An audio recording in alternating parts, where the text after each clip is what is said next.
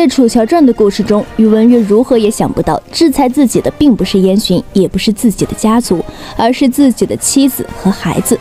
话接上回，在宇文玥带着楚乔回到青海后，众人便一直安稳了3年时间。他们的儿子宇文云州此时也已经3岁了。今日在宇文玥处理完正事回到家中的时候，就发现宇文云州正在撅着自己的小屁股，将宇文玥的枕头拽出了房门，然后一把扔在了外面。周儿，你在干什么？宇文玥见状便立刻愤怒地吼道，这让宇文州立刻吓了一跳，一屁股就坐在了地上，然后用手捂着自己的眼睛，偷偷看向了宇文玥。不过做都做了，又被抓个正着，这小屁孩也直接豁出去了，站起身来对着宇文玥说道：“周儿在搬家。”这句话倒是让宇文玥有些不明所以，小小年纪搬什么家？再说你搬家扔你爹我的枕头干什么？爹爹5天，周儿5天，现在5天了。此时宇文云州继续理直气壮地对宇文玥说道，还伸出了5根手指跟宇文玥比划了一番。这也让宇文玥想起了当初他们父子是有这样一个规定，那就是2人分别霸占楚乔5天的时间。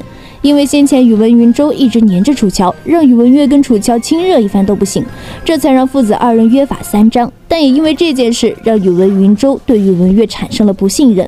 每次到了5天之后，宇文玥就以各种理由拒不还楚乔，这也让这个小家伙不满意，所以才闹了这么一出。自己动手，丰衣足食，你不搬出来，我就搬进去。就这样，借着宇文玥出门办事的时候，宇文云州很有毅力地凭着自己的小短腿，将自己的那些物品全部搬到了楚乔的寝殿，然后将宇文玥的东西给扔了出去。周儿，你长大了，要做个男子汉，不能总是缠着你的娘亲。爹爹我像你这么大的时候，都可以弯弓骑马，通晓诗书了。你要将心思都用在正经事上，别整天想着这些没用的事情，听懂了吗？宇文玥此时苦口婆心地开始劝说自己的儿子，但是没想到宇文云州下一句话险些让这位青海王背过气去。听懂了，但是不好使。小家伙双手叉腰对着宇文玥说道，今天说什么他也要跟娘亲一起睡觉。而下一秒小家伙便立刻委屈了起来，这也让宇文玥不知道他又打算干什么。娘亲，手疼。只见小家伙直接坐在了地上，呜哇地开始哭了起来。听到娘亲2字后，宇文玥便知道是楚乔来了。这小家伙很会看人下菜碟，每次看见楚乔的时候，都会呈现出十分委屈的感觉，让楚乔误以为宇文玥又训他了。而楚乔看到自己的宝贝儿子后，顿时百炼钢化作绕指柔，走到了宇文云州面前，将他抱了起来，然后吩咐下人帮他将东西搬进去。宇文玥此时站在院中，看着自己的妻子瞬间变节，心中也如同秋风扫落叶一样的凄凉。深夜的时候，宇文玥蹑手蹑脚地走到了寝殿门外，然后用2人专属暗号敲了敲门。楚乔也蹑手蹑脚地穿好了衣服，出门跟宇文玥进行约会。睡了？听到楚乔的回应后，宇文玥满意地点了点头，然后2人便手拉手快步离开了寝宫。殊不知，此时小家伙正趴在了窗头，看着自己的爹爹娘娘正在离自己而去。看来娘亲真的背叛了我啊！小家伙叹了口气，爬回床上，又开始呼呼大睡了起来。人生在世，也不要被这点烦心事左右。在楚乔传最后的故事中，宇文玥迎来儿女双全，楚乔再度怀孕，一家人的幸福生活成为定局。话接上回，在经过了几个月后，楚乔整日里不是教训自己那调皮的孩子，就是看着萧策的小儿子萧荣读书。梁皇将萧荣送到楚乔的身边，就是希望萧荣能跟楚乔学点东西，之后好回去帮他处理一些的正事。只是这个8岁的小家伙，整日里是想尽办法逃课，拉着宇文云州到处的去玩耍，这也让楚乔十分的头疼。萧荣那小子实在是太像萧策了。而这几日中，楚乔总觉得浑身无力，什么事情也不想做。果不其然，在太医帮助楚乔诊脉后，便再度表示楚乔怀有了身孕。年底的时候，2人便再添一女，取自为了宇文云生，号珍珠郡主，意思是宇文玥和楚乔将她当作掌上明珠一样。但是宇文云生出生还没多久，梁皇的和亲文聘便开始送来了，打算让萧荣跟这位珍珠郡主定亲。不过却直接在半路让萧荣给拦截了下去，并且将使臣直接赶回了大梁之中，还附了一句说自己皇兄得了失心疯。这件事也让楚乔和宇文玥二人笑了许久。现在就考虑女儿的婚事，确实是有些太早了些。在经过了长达半年的禁欲生活后，宇文玥又开始跟自己的2个孩子展开了夺妻之战。他这个青海王如今当的是真有些憋屈，连跟妻子温存一番都要得到2个小家伙的认可才行。看来之后不能生那么多了，不然自己何年何月才能霸占到楚乔呢？而跟青海其乐融融不同的是，燕巡所占领的大魏京都此时却频繁地发生一些事端。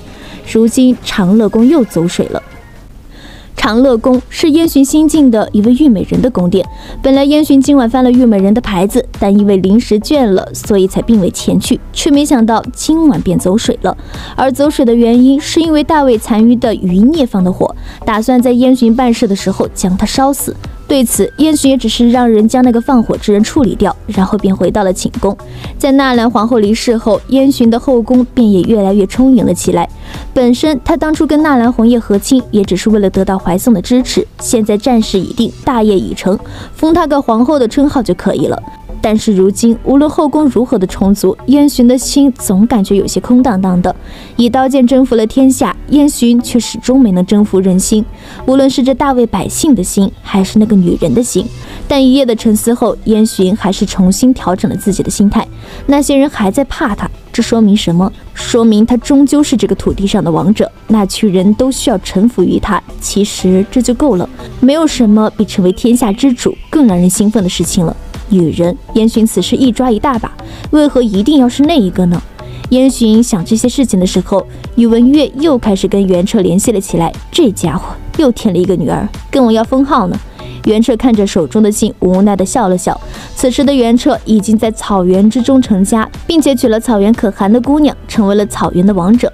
不过他也依旧在寻找机会回到大魏。大燕出力，国力并不是很雄厚，所有人都在虎视眈眈地盯着燕巡。一旦燕巡呈现出一丝疲惫的感觉，大燕便会经历当初大魏的那些事情。无论是袁彻还是宇文玥，都在等待着一个时机的到来，那就是燕巡这个猛虎瞌睡的时候。在《楚乔传》第2季的故事中，燕巡带领的大燕遭遇了犬戎的进攻，在这艰难的时刻，宇文玥却打算出兵援助，那这又是为何呢？话接上回，在大燕还没有安稳1-2年，犬戎便开始出兵攻打北朔关，打算跟大燕分一杯羹。这件事也被宇文玥所得知，而楚乔则是打算让宇文玥派兵去帮助燕巡，这倒是让宇文玥有些不解。不过在楚乔的一番解释下，宇文玥却还是答应了下来，因为所有人都知道，在双方的这场战斗中，犬戎是完全占不到任何便宜的。虽然说初期的时候，犬戎会因为出其不意而略占上风，但一旦燕北缓过神来，犬戎的好日子也就到头了。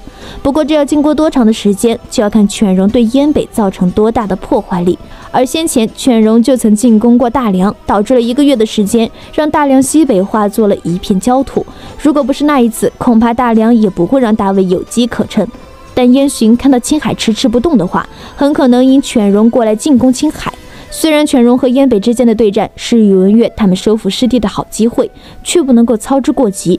与其让燕巡引着犬戎跑到他们这里，还不如直接出兵，帮燕巡直接将人堵在北朔关外面，省得让这群人过来捣乱。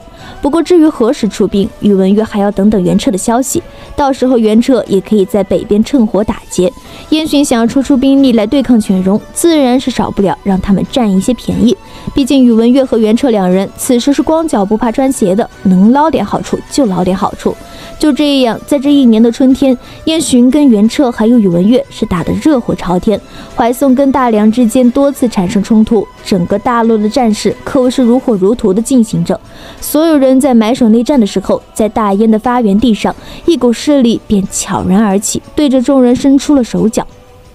在4月初8的时候，大梁叛臣晋安王妃带领3000兵马秘密潜入了美林关之中。在4月初8的晚上，和早就埋伏在外的犬戎人里应外合，成功的打开了美林关的大门。美林关的全体官兵一共28000余人，在这一战中全部壮烈牺牲。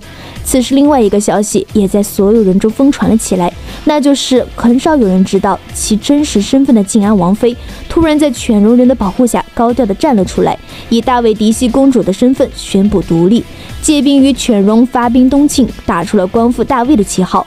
而这才让宇文玥和楚乔意识到，原来那位神秘的靖安王妃竟然是失踪已久的袁纯。当初袁纯失踪后整整13年，没有她的任何消息，现在竟然以大梁靖安王妃的身份高调出场，并且还向异族借兵80万，开始逐鹿中原。所有人都没想到，战争竟然在袁纯的带领下发展到了如此惨烈的地步。为了这一天，袁纯整整蛰伏了13年。